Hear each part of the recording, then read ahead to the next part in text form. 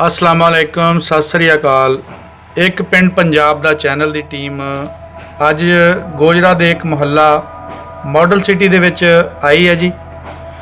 इत्थे साडी मुलाकात है जी मियाँ अब्दुल करीम अराई साहब दे नाल, जिन्हां दी उम्र 85 साल है जी। मियाँ अब्दुल करीम अराई साहब जी पिंड सलीमपुरा तहसील सिद्धूआं बेट जिला लुधियाना तो उठ के आए है जी। यह पिंड सिद्धूआं बेट तो 4 किलोमीटर, लुधियाना तो 43 किलोमीटर ते चंडीगढ़ तो 146 किलोमीटर की दूरी ते वसिया होया यह पिंड है जी। नाल नाल दे पिंडां विच सैफीपुरा, बामल, अबूपुरा, करी, बंसीपुरा, ये एक एक दो किलोमीटर के फासले ते नाल नाल लगदे पिंड है जी।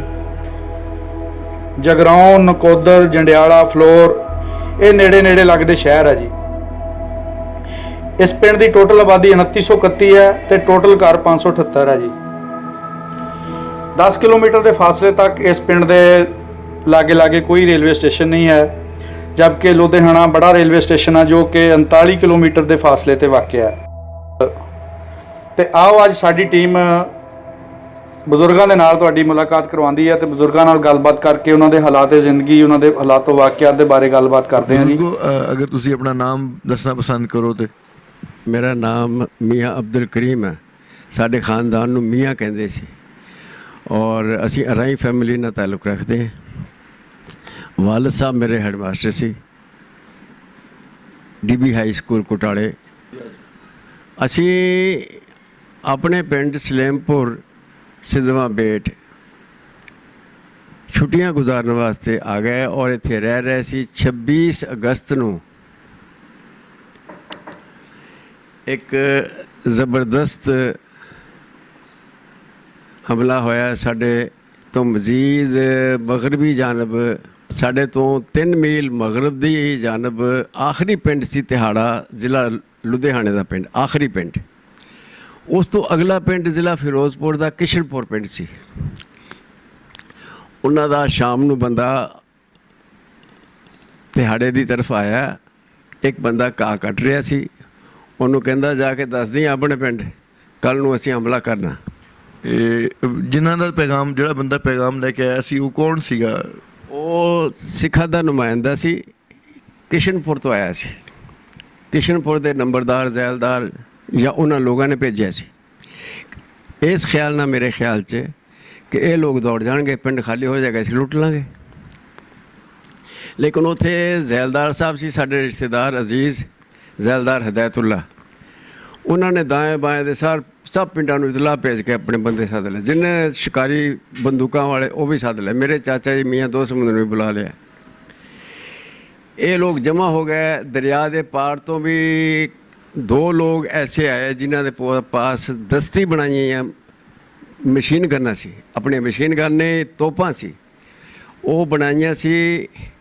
एड़ा नलके की पाइप होंगी 3 इंची, यदी पाइप 3 इंची मोटा। हमला जेड़ा वो दोपहर तक ना आया। वो कहते जी सानू हुक्म दो, असी कर दिए हमला उन्होंने। जैलदार साहब कहते असी हमला नहीं करना। मतलब जैलदार साहब का कहना सीगा कि असी अपनी दफाई पॉलिसी ते रहना है, जितनी देर तक साढ़े ते हमला नहीं होएगा असी पुरअमन रहना चाहांगे। चुनाचे बहुत सारे लोग वापस चले गए, साढ़े कुछ लोग रह गए, मेरे चाचा जी, बाकी शिकारी लोग भी, और तोपा वाले जो एक तो बड़ा चला गया, एक रह गया। असर तो फौरन बाद इतला आई कि किशनपुर जिहड़ा पिंड है कोई 1.5 मील दूर सी, उतों बंदे आने शुरू हो गए साढ़े वालों तिहाड़े की तरफ। तिहाड़े दे और किशनपुर के दरम्यान मैदान सी। वो तिहाड़े करीब आते गए पिंड दे और रुकते गए, पिछों होर मिलते गए। मेरा अंदाज़ा कि जो मैं सुनिया कम अज़ कम 1000 लोग सी वो सिख। ये सब दे सब सिख सीगे जिन्हें हाँ जिहड़े हमला करने वाले सीगे? तमाम सिख सी, हिंदू नहीं सी उहदे च दखल देंदे। बिल्कुल सिख आए, उन्होंने अपनी लाइनां बनाइया, सतरां बनाइया। साढ़े लोग बहुत सारे वापस जा चुके सी। 200-300 बड़ी हद लोग सी जेड़े बाहर मुकाबले वास्ते खड़े हुए।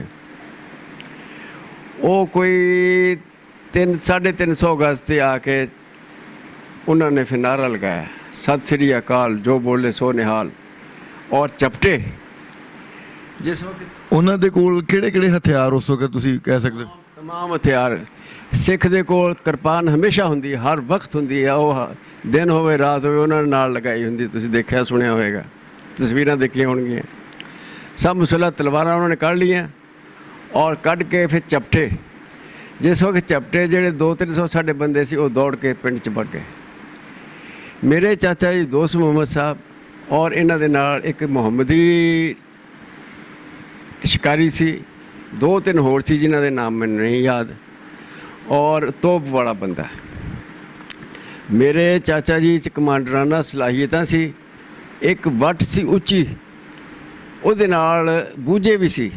ਮੇਰੇ ਚਾਚਾ ਜੀ ਨੇ ਉਹਨਾਂ ਲੋਕਾਂ ਨੂੰ ਕਿਹਾ ਸੀ ਤੁਸੀਂ ਇੱਥੇ ਮੋਰਚਾ ਬਣਾ ਕੇ ਲੇਟ ਜਾਓ, ਜੋ ਮਰਜ਼ੀ ਹੋਈ ਜਾਏ, ਸਾਡੇ ਬੰਦੇ ਦੌੜਦੇ ਦੌੜ ਜਾਣ।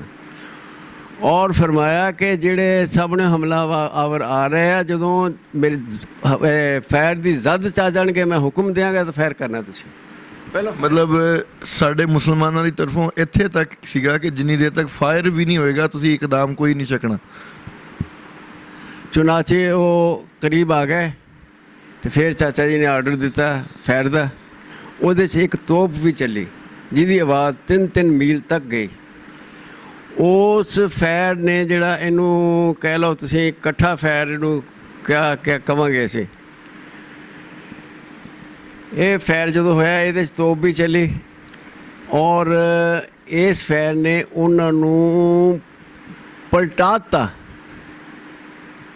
ਆ ਰਹੇ ਦੌੜੇ, ਉਹਨਾਂ ਦੇ ਪੈਰ ਉਖੜ ਗਏ, ਪਲਟ ਗਏ, ਪਿੱਛੇ ਨੂੰ ਦੌੜ ਪਏ ਔਰ ਉਹਨਾਂ ਨੇ ਦਾਇਰੇ ਦੀ ਸ਼ਕਲ ਅਖਤਿਆਰ ਕਰਨੀ ਸ਼ੁਰੂ ਕਰਤੀ ਔਰ ਸਾਡੇ ਬੰਦੇ ਜਿਹੜੇ ਪਿੰਡ ਚਲੇ ਗਏ ਸੀ ਉਹ ਵਾਪਸ ਆ ਗਏ। ਬਸ ਫਿਰ 20-20 ਬੰਦੇ, ਸਾਡਾ ਇੱਕ ਬੰਦਾ ਇਹਨਾਂ ਨੂੰ ਅੱਗੇ ਲਾਇਆ ਸੀ। ਵੱਲਾਹੁ ਆਲਮ। ਔਰ ਇਸ ਦੌਰਾਨ ਕੋ ਮੁਸਲਮਾਨ ਵੀ ਸ਼ਹੀਦ ਹੋਏ। ਇੱਕ ਬੰਦਾ ਇਹਨਾਂ ਦਾ ਸਿੱਖਾਂ ਦਾ ਰਾਈਫਲ ਲੈ ਕੇ ਇਸ ਪਿੰਡ ਤਿਹਾੜੇ ਦੇ ਸ਼ਮਾਲੀ ਜਾਨਬ ਦਰਿਆ ਸੀ। ਲੋਕਾਂ ਨੇ, ਇਹ ਪਿੰਡ ਵਾਲਿਆਂ ਨੇ, ਔਰਤਾਂ ਨੇ, ਬੱਚਿਆਂ ਨੇ, ਇਹਨਾਂ ਨੇ ਦਰਿਆ ਵੱਲ ਨੂੰ ਨਿਕਲਣਾ ਸੀ। ਉਹਨੇ ਅੰਦਾਜ਼ਾ ਲਗਾਇਆ ਸੀ, ਉਹ ਰਾਈਫਲ ਲੈ ਕੇ ਜਾ ਕੇ ਉਸ ਸਾਈਡ ਤੇ ਬੈਠ ਗਿਆ ਔਰ ਜਿਹੜਾ ਉਹਦੀ ਇਜਾਜ਼ਤ ਚਾਹੀ ਗਿਆ ਮਾਰੀ ਗਿਆ। ਮਤਲਬ ਉਹ ਧਾਕ 'ਚ ਬੈਠ ਗਿਆ ਕਿ ਜਿਹੜਾ ਹਾਂ ਇਹ ਤਾਕ ਲਗਾ ਕੇ ਬੈਠ ਗਿਆ ਔਰ ਉਹਨੇ ਕੁਝ ਬੰਦੇ ਮਾਰੇ, 5-7-10, ਇਹ ਹੁਣ ਗਿਣਤੀ ਸੇ ਨਹੀਂ ਯਾਦ। ਤੇ ਇਹ ਤੁਹਾਡੀ ਮਤਲਬ ਗਾਉਂ ਦੀ ਕਹਾਣੀ ਜਿੱਦਾਂ ਸੀ 26 ਅਗਸਤ ਦੀ। ਇਹ 26 ਅਗਸਤ ਸ਼ਾਮ ਦੀ ਕਹਾਣੀ ਹੈ। ਔਰ ਫਿਰ ਚਾਚਾ ਜੀ ਵੀ ਵਾਪਸ ਆ ਗਏ। ਸਾਡਾ ਪਿੰਡ 3 ਮੀਲ ਦੂਰ ਸੀ ਉਸ ਤੋਂ ਔਰ ਸਾਰੇ ਇੱਕ ਕਿਸਮ ਦਾ ਹੰਗਾਮੀ ਹਾਲਾਤ ਪੈਦਾ ਹੋ ਗਏ ਔਰ ਅਣਜਾਣਾ ਖੌਫ ਤਾਂ ਸਭ 'ਚ ਪਹਿਲਾਂ ਹੀ ਸੀਗਾ, ਜਾਗਦਿਆਂ ਵੀ ਸੁੱਤਿਆਂ ਵੀ। ਬਾਅਦ 'ਚ ਸਾਨੂੰ ਪਤਾ ਲੱਗਾ ਕਿ ਐਨ 26 ਅਗਸਤ ਨੂੰ ਐਨ ਉਸੇ ਵਕਤ ਕੁਟਾਲਾ ਪਿੰਡ ਜਿੱਥੇ ਮੇਰੇ ਅੱਬਾ ਜੀ ਹੈਡਮਾਸਟਰ ਸੀ, ਐਨ ਇੰਤਹਾਏ ਮਸ਼ਰਕ ਲੁਧਿਆਣਾ ਰਾਜਪੂਤਾਂ ਦਾ ਪਿੰਡ ਸੀ, ਉੱਥੇ ਵੀ ਹਮਲਾ ਹੋਇਆ ਔਰ ਇਸੇ ਸ਼ਕਲ 'ਚ ਸਿੱਖਾਂ ਨੇ ਸ਼ਿਕਸਤ ਖਾਧੀ ਔਰ ਗਏ। ਅੱਛਾ, ਤੁਹਾਨੂੰ ਖਬਰ ਕਿਸ ਡੇਟ ਨੂੰ ਹੋਈ ਸੀਗੀ ਕਿ ਜੀ ਪਾਰਟੀਸ਼ਨ ਹੋ ਚੁੱਕੀ ਹੈ, ਹੁਣ ਤੁਸੀਂ ਆਪਣੇ ਇਹ ਬਸ ਸ਼ੁਰੂ ਜਦੋਂ 46 ਤੋਂ ਬਾਅਦ ਇਲੈਕਸ਼ਨ 'ਚ ਮੁਸਲਿਮ ਲੀਗ ਕਾਮਯਾਬ ਹੋ ਗਈ, ਉਦੋਂ ਹੀ ਪਤਾ ਲੱਗਿਆ ਸੀਗਾ ਕਿ ਹੁਣ ਇਹ, ਬਲਕਿ 3 ਜੂਨ 46 ਨੂੰ ਐਲਾਨ ਹੋ ਗਿਆ ਸੀ ਆਜ਼ਾਦੀ ਦਾ। ਜਿਹੜਾ 3 ਜੂਨ ਦਾ ਪਲਾਨ ਉਹਨਾਂ ਨੇ ਦਿੱਤਾ ਸੀਗਾ। ਉਹਦੇ 'ਚ ਉਸ ਵਕਤ ਸਾਨੂੰ ਨਹੀਂ ਸੀ ਇੰਨਾ ਪਤਾ ਤਾਰੀਖਾਂ ਵਗੈਰਾ ਦਾ, ਲੇਕਿਨ ਇਹ ਪਤਾ ਸੀ ਕਿ ਅਸੀਂ ਗੋਇਆ ਕਿ ਇਸ ਸਾਲ ਦੇ ਸ਼ੁਰੂ ਤੋਂ ਹੀ ਅਸੀਂ ਅਲਰਟ ਸੀਗੇ। ਅਲਰਟ ਕੀ ਹੋਣਾ, ਅਸੀਂ ਡਰੇ ਹੋਏ ਸੀ ਪਤਾ ਨਹੀਂ ਕੀ ਬਣਨਾ। ਕਿਸੇ ਵੀ ਵਕਤ ਕੁਝ ਵੀ ਹੋ ਸਕਦਾ ਹੈ, ਖਿਆਲਾਤ 'ਚ ਸੀਗਾ। ਉਸ ਤੋਂ ਬਾਅਦ ਸਾਡੇ ਪਿੰਡ 'ਚ ਹੀ ਹਕੂਮਤ ਨੇ ਫਿਰ ਕੈਂਪ ਬਣਾਉਣੇ ਸ਼ੁਰੂ ਕੀਤੇ। ਸਾਡਾ ਕੈਂਪ ਡਿਕਲੇਅਰ ਹੋ ਗਿਆ। ਦਾएं ਬਾएं ਦੇ ਦਿਹਾਤ ਜਿਹੜੇ ਉੱਥੇ ਆ ਗਏ, ਆਰਮੀ ਆ ਗਈ। ਉਹਨਾਂ ਨੇ ਉਹ ਹਕੂਮਤ ਕਿਹੜੀ ਹਕੂਮਤ ਉਸ ਵਕਤ? ਹਿੰਦੁਸਤਾਨ ਦੀ ਹਕੂਮਤ ਸੀ। ਉਹਨਾਂ ਨੇ ਫਿਰ ਇੰਤਜ਼ਾਮ ਕੀਤਾ, ਹੁਣ ਸਾਨੂੰ ਪੁਸ਼ ਆਊਟ ਕਰਨਾ ਸੀ ਉਹਨਾਂ ਨੇ। ਉਹ ਸਾਨੂੰ ਉੱਥੇ ਇਕੱਠੇ ਕਰ ਲਿਆ। ਤਕਰੀਬਨ 50,000 ਦਾ ਕੈਂਪ ਸੀ। ਫਿਰ 23 ਅਕਤੂਬਰ ਨੂੰ ਸਾਨੂੰ ਉਹਨਾਂ ਨੇ ਪੈਦਲ ਚਲਾਇਆ ਤੇ ਜੇ 50,000 ਦੇ 50,000 ਇਕੱਠੇ ਰਵਾਨਾ ਕਰ ਦਿੱਤੇ। ਇਕੱਠੇ ਰਵਾਨਾ ਹੋ ਗਏ। ਸਾਡੀ ਤਹਿਸੀਲ ਜਗਰਾਉਂ ਸੀ, ਜਾਨਬੇ ਜਨੂਬ ਸੀ। ਅਸੀਂ 8 ਮੀਲ ਜਾਨਬੇ ਜਨੂਬ ਗਏ। ਸਾਨੂੰ ਉੱਥੇ ਰੋਕਤਾ ਕਿ ਉਸ ਤੋਂ ਮਜ਼ੀਦ ਜਾਨਬੇ ਜਨੂਬ ਰਾਏਕੋਟ ਇੱਕ ਜਗ੍ਹਾ, ਉੱਥੇ ਕੈਂਪ, ਉਹ ਲੋਕ ਆ ਰਹੇ। 50,000 ਉਧਰੋਂ ਆ ਗਏ, 1 ਲੱਖ ਦਾ ਕਾਫਲਾ ਉੱਥੇ ਜਮ੍ਹਾਂ ਹੋ ਗਿਆ ਜ਼ੋਰ ਦੇ ਵਕਤ। ਫਿਰ ਸਾਨੂੰ ਚਲਾਤੇ ਇਹਨਾਂ ਨੇ ਫਿਰੋਜ਼ਪੁਰ ਦੀ ਤਰਫ ਨੂੰ, ਹੁਣ ਲਾਹੌਰ ਵੱਲ ਨੂੰ ਆ ਜਾਣਾ ਸੀ। ਤੇ ਜਦੋਂ ਤੁਸੀਂ 1 ਲੱਖ ਦਾ ਕਾਫਲਾ ਰਵਾਨਾ ਹੋਇਆ, ਉਹ ਸਵਾਰੀਆਂ ਕਿਹੜੀਆਂ ਸੀਗੀਆਂ? ਗੱਡੇ ਸੀ, ਗੱਡਿਆਂ ਤੇ ਕਈ ਫੈਮਲੀਆਂ ਇਕੱਠੀਆਂ, ਥੋੜਾ ਸਮਾਨ, ਮਾਮੂਲੀ ਸਮਾਨ, ਖਾਣ ਪੀਣ ਦਾ ਸਮਾਨ ਰੱਖ ਕੇ ਬਸ ਚੱਲ ਪਏ। ਤਕਰੀਬਨ 20 ਮੀਲ ਸਫ਼ਰ ਕਰਕੇ ਇੱਕ ਜਗ੍ਹਾ ਆਈ ਮੈਣੇ ਸੂਰਜ ਗਰੂਬ ਹੋ ਗਿਆ, ਸਾਨੂੰ ਕਹਿੰਦੇ ਹੁਣ ਰੁਕ ਜਾਓ। ਸੜਕ ਦੇ ਉੱਤੇ ਹੀ ਅਸੀਂ ਦਾएं ਬਾएं ਗੱਡੇ ਖੜੇ ਕਰਕੇ ਰੁਕ ਗਏ। ਉਹ ਰਾਸ਼ਨ ਪਾਣੀ ਸੀਗਾ ਸਾਡੇ ਨਾਲ। ਅਗਲੇ ਦਿਨ ਸਵੇਰ ਫਿਰ ਚੱਲ ਪਏ। ਫਿਰ ਦੂਸਰਾ ਪੜਾਅ ਤਕਰੀਬਨ 20 ਮੀਲ ਸਫ਼ਰ ਕਰਨ ਤੋਂ ਬਾਅਦ ਆਇਆ ਮੈਣੇ ਅਸੀਂ ਕਿਆਮ ਕੀਤਾ ਰਾਤ। ਉੱਥੇ ਕੁਛ ਲੋਕ ਜਿਹੜੇ ਸਫ਼ਰ ਨਹੀਂ ਕਰ ਸਕੇ, ਬੁੱਢੇ ਬਿਮਾਰ, 2 ਲਾਸ਼ਾਂ ਵੀ ਇੱਕ ਜਗ੍ਹਾ ਪਈਆਂ ਸੀ, ਉਹ ਲੋਕ ਵਿਚਾਰੇ ਦਫਨ ਨਹੀਂ ਕਰ ਸਕੇ। ਇਸ ਤਰ੍ਹਾਂ ਹੀ ਛੱਡ ਕੇ ਅਗਲੇ ਦਿਨ ਚੱਲ ਪਏ। ਇਸ 40 ਮੀਲ ਦੇ ਸਫ਼ਰ ਦੇ ਦੌਰਾਨ ਤੁਹਾਡੇ ਤੇ ਕੋਈ ਹਮਲਾ ਵਗੈਰਾ ਤਾਂ ਨਹੀਂ? ਕੋਈ ਹਮਲਾ ਨਹੀਂ ਹੋਇਆ, ਅੱਲਾ ਦਾ ਸ਼ੁਕਰ ਹੈ। ਸਾਡੇ ਨਾਲ ਬਲੋਚ ਰੈਜੀਮੈਂਟ ਸੀ, ਸਾਡੀ ਪ੍ਰੋਟੈਕਸ਼ਨ ਵਾਸਤੇ ਬਾਕਾਇਦਾ ਉਹਨਾਂ ਦੀਆਂ ਗੱਡੀਆਂ ਸੀ ਔਰ ਉਹ ਸਾਡੇ ਨਾਲ ਸਫ਼ਰ ਕਰ ਰਹੇ ਸੀ।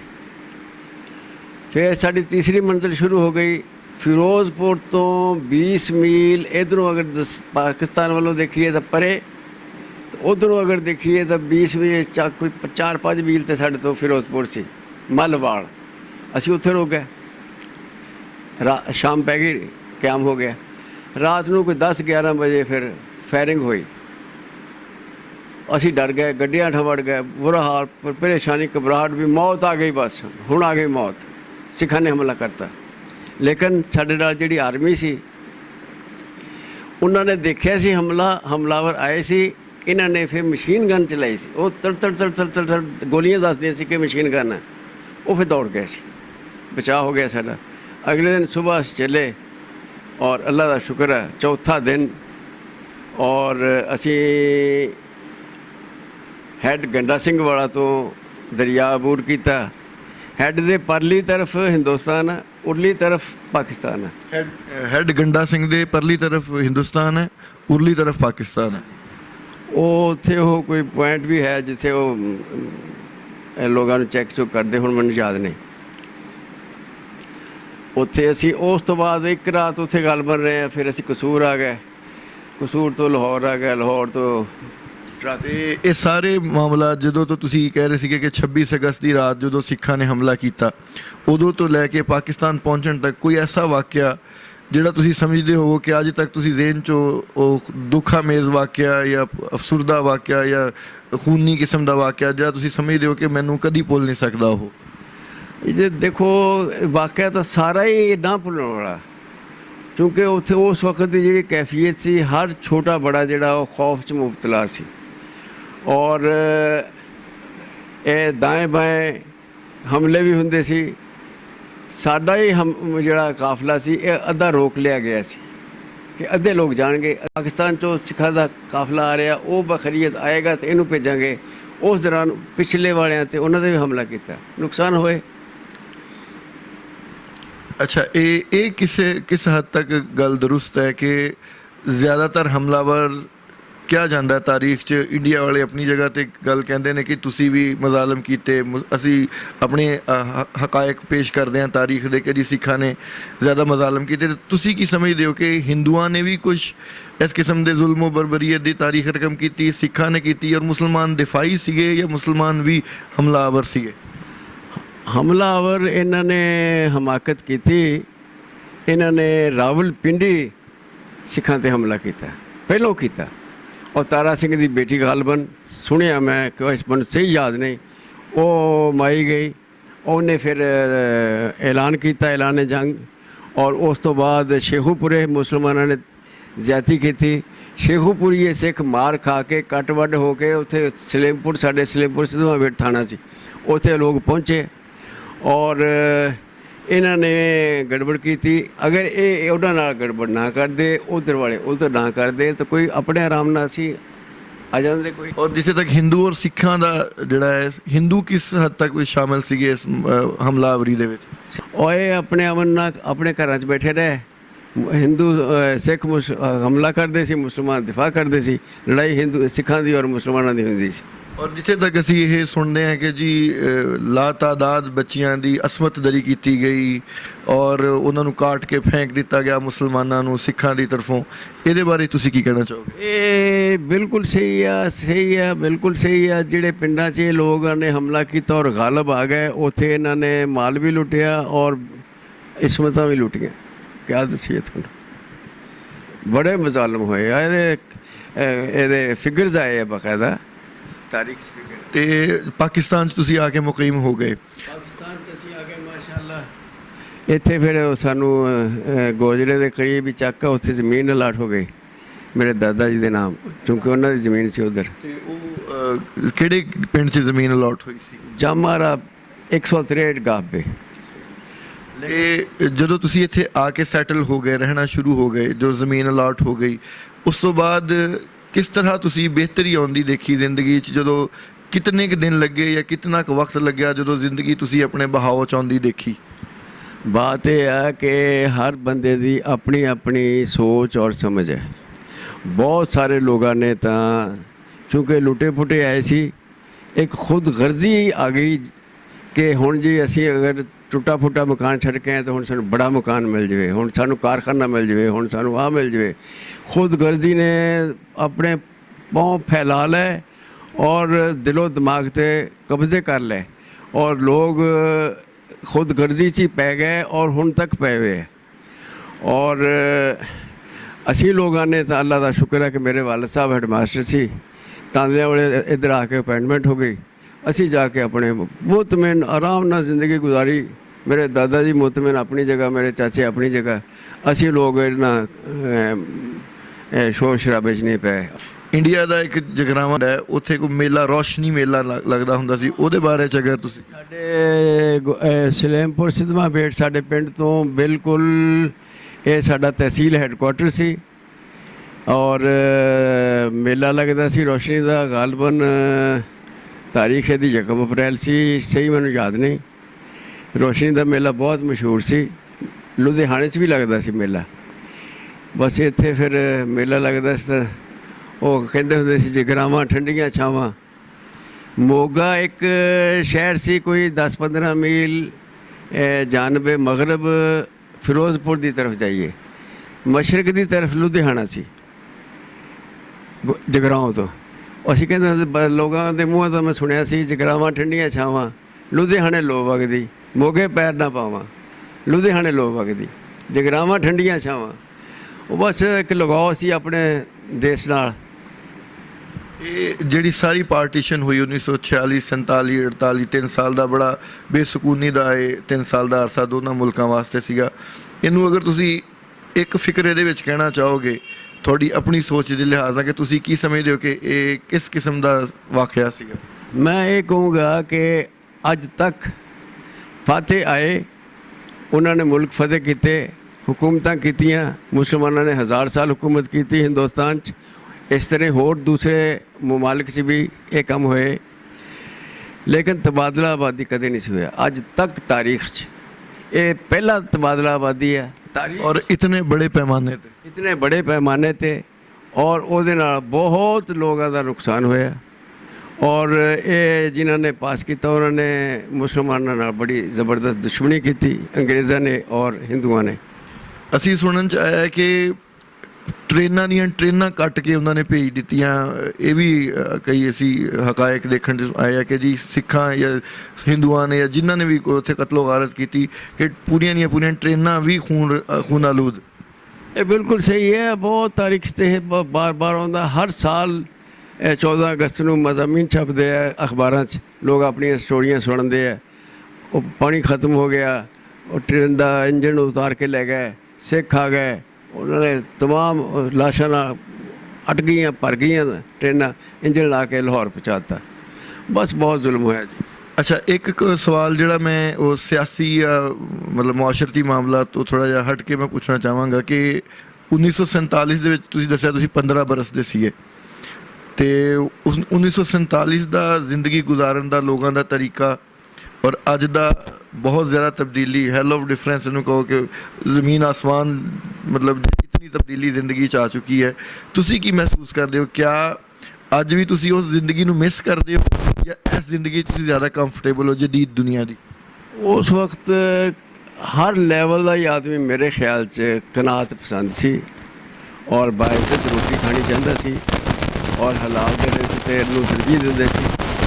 और हुण सब कुछ इहदे उल्टा है और खुदगर्जियाँ आ गई हैं और हराम नूं हराम समझे ही नहीं जा रहा, बल्कि कहंदे असीं जिन्ना दा मार हो जाए दा मारीए। ये जिस किश्ती 'च सवार आ उस किश्ती दे फट्टे ला ला के बेची जाते हैं या जला जला के उन्हां ते हांडियां रोटियां पकाई जाते हैं।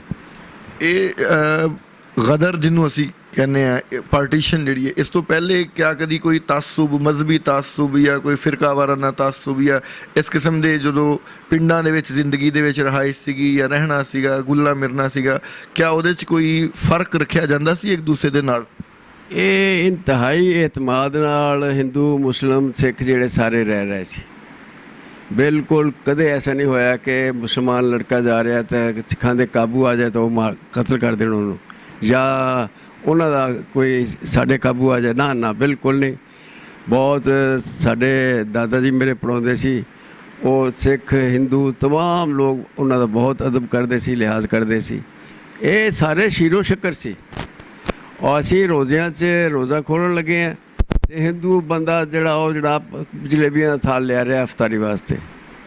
ਔਰ ਇਸੇ ਤਰ੍ਹਾਂ ਹੀ ਇਹਨਾਂ ਦੇ ਬਸ ਬਹੁਤ ਅੱਛੀ ਮਾਸ਼ਰਤ ਸੀ ਸਾਡੀ। ਬਸ ਉਹ ਪਾਰਟੀਸ਼ਨ 'ਚ ਐਸਾ ਹਵਾ ਚੱਲੀ ਕਿ ਇੱਕ ਦੂਸਰੇ ਦੇ ਦੁਸ਼ਮਣ ਹੋ ਗਏ। ਬਹੁਤ ਸ਼ੁਕਰੀਆ ਜਨਾਬ ਤੁਹਾਡਾ, ਤੁਸੀਂ ਸਾਨੂੰ ਆਪਣੇ ਨਹਾਇਤ ਕੀਮਤੀ ਵਕਤ ਦੇ ਵਿੱਚੋਂ ਇਤਨੀ ਤੁਹਾਡੀ ਤਬੀਅਤ ਵੀ ਖਰਾਬ ਹੈ ਫਿਰ ਵੀ ਤੁਸੀਂ ਸਾਨੂੰ ਵਕਤ ਦਿੱਤਾ। मैं अपने कुछ अल्फाज खुद नाज़रीन के सामने पेश करना चाहवागा कि किताबां भी भरियां पईयां ने, डॉक्यूमेंट्रियां भी पईयां ने। इस गल दे विच कोई शक नहीं कि जिहड़ा पंजाब दा इलाका सी इहदे विच हिंदुआं दे दरमियान एज सच इतनी तासुब या इतनी मजहबी नफरत नहीं इन्नी देखी गई। मेरी ज़ाती राय ਜਿਹੜੀ ਮੈਂ ਇੱਕ ਜਿਹੜੇ ਸਾਡੇ ਬਜ਼ੁਰਗ ਸਾਡਾ ਅਸਾਸਾ ਨੇ, ਅੱਲਾਹ ਤਾਲਾ ਦੀ ਜ਼ਾਤ ਜਾਣਦੀ ਹੈ ਕਦੋਂ ਤੱਕ ਸਾਡੇ ਨਾਲ ਮੌਜੂਦ ਨੇ, ਅਤੇ ਇਹਨਾਂ ਦੀ ਯਾਦ 'ਚ ਇਹਨਾਂ ਨੂੰ ਔਨਰ ਦੇਣ ਵਾਸਤੇ, ਇਹਨਾਂ ਨੂੰ ਇੱਜ਼ਤ ਦੇਣ ਵਾਸਤੇ ਕਿ ਇਹ ਚਲਦੀ ਫਿਰਦੀ ਸਾਡੀ ਤਾਰੀਖ ਨੇ, ਇਹ ਸਾਡੀ ਓਰਲ ਟ੍ਰੈਡੀਸ਼ਨ ਜ਼ੁਬਾਨ ਦਾਸਤਾਨ ਦਾ ਇੱਕ ਚੱਲਦਾ ਫਿਰਦਾ ਇੱਕ ਸਾਡਾ ਅਸਾਸਾ ਨੇ। ਅਤੇ 14 ਅਗਸਤ ਨੂੰ ਨਾ ਸਿਰਫ ਅਸੀਂ ਉਹਨਾਂ ਸ਼ਹੀਦਾਂ ਨੂੰ ਯਾਦ ਕਰੀਏ ਜਿਨ੍ਹਾਂ ਨੇ ਆਪਣਾ ਖੂਨ ਬਹਾ ਕੇ ਇੱਥੇ ਇਸ ਮੁਲਕ ਨੂੰ ਆਬਾਦ ਕੀਤਾ, ਅਤੇ ਮੇਰਾ ਇੱਕ ਦਿਲੀ ਜਜ਼ਬਾ ਇਹ ਹੈ ਕਿ ਬਜ਼ੁਰਗਾਂ ਦੇ ਨਾਮ ਦੇ ਉੱਤੇ ਇਹਨਾਂ ਦੇ ਸ਼ਾਨ ਦੇ ਵਿੱਚ, ਇਹਨਾਂ ਦੀ ਮਤਲਬ ਯਾਦ ਦੇ ਵਿੱਚ ਕੋਈ ਨਾ ਕੋਈ ਜਾਂ 14 ਅਗਸਤ ਜਾਂ 13 ਜਾਂ 15 ਅਗਸਤ ਨੂੰ ਸਰਕਾਰੀ ਤੌਰ 'ਤੇ ਕੋਈ ਇਹਨਾਂ ਨੂੰ ਔਨਰ ਔਰ ਇੱਜ਼ਤ ਦੇਣ ਵਾਸਤੇ ਕੋਈ ਨਾ ਕੋਈ ਸੈਲੀਬ੍ਰੇਸ਼ਨ, ਕੋਈ ਤਕਰੀਬ ਲਾਜ਼ਮੀ ਹੋਣੀ ਚਾਹੀਦੀ ਹੈ। ਜਿਹੜੀ ਮੈਂ ਇਸ ਇੰਟਰਵਿਊ ਨੂੰ ख़त्म ਕਰਦੇ ਹੋਏ ਕਹਿਣਾ ਚਾਹਾਂਗਾ ਕਿ ਚਾਹੇ ਕੋਈ ਸਿੱਖ ਹੈ, ਚਾਹੇ ਕੋਈ ਮੁਸਲਮਾਨ ਹੈ, ਚਾਹੇ ਕੋਈ ਹਿੰਦੂ ਹੈ, ਉਹ ਇਹ ਸਭ ਕੁਛ ਹੋਣ ਤੋਂ ਪਹਿਲੇ ਇੱਕ ਇਨਸਾਨ ਹੈ। ਔਰ ਇਨਸਾਨੀਅਤ ਦੇ ਹਕੂਕ ਦੀ ਪਾਮਾਲੀ ਨਾ ਇਸਲਾਮ ਬਰਦਾਸ਼ਤ ਕਰਦਾ ਹੈ, ਨਾ ਸਿੱਖੀਜ਼ਮ ਬਰਦਾਸ਼ਤ ਕਰਦੀ ਹੈ, ਨਾ ਹਿੰਦੂਇਜ਼ਮ ਬਰਦਾਸ਼ਤ ਕਰਦੀ ਹੈ। ਅਤੇ ਇਨਸਾਨ ਦੀ ਦੁਨੀਆ ਜਿਹੜੀ ਹੈ ਉਸੇ ਦਿਨ ਹੀ ਜੰਨਤ ਬਣ ਜਾਏਗੀ ਜਿੱਦਣ ਅਸੀਂ ਕਿਸੇ ਨੂੰ ਮੁਸਲਮਾਨ, ਸਿੱਖ ਜਾਂ ਹਿੰਦੂ ਤੋਂ ਬਾਲਾਤਰ ਹੋ ਕੇ ਸੋਚਣਾ ਸ਼ੁਰੂ ਕਰ ਦਾਂਗੇ। ਅਤੇ ਇਹ ਮੇਰਾ ਇੱਕ ਦਿਲੀ ਸੋਚ ਹੈ। ਤੁਹਾਡਾ ਬਹੁਤ ਬਹੁਤ ਸ਼ੁਕਰੀਆ। ਇੱਕ ਪਿੰਡ ਪੰਜਾਬ ਦਾ ਪ੍ਰੋਗਰਾਮ ਜਿਹੜਾ ਸਾਡਾ ਜਿਹੜਾ ਚੈਨਲ ਹੈ, ਇਹਦੀ ਤਰਫੋਂ ਅਸੀਂ ਜਿਹੜੇ ਕੋਸ਼ਿਸ਼ ਕਰਦੇ ਹਾਂ ਕਿ ਜਿਤਨੇ ਵੀ ਹਕਾਇਕ, ਜਿਤਨੇ ਵੀ ਅਸੀਂ ਵਾਕਿਆਤ ਤੁਹਾਡੇ ਸਾਹਮਣੇ ਲਿਆ ਸਕੀਏ। ਅਤੇ ਤੁਹਾਡਾ ਬਹੁਤ ਸ਼ੁਕਰੀਆ ਅਤੇ ਅਸਲਾਮ ਅਲੈਕੁਮ।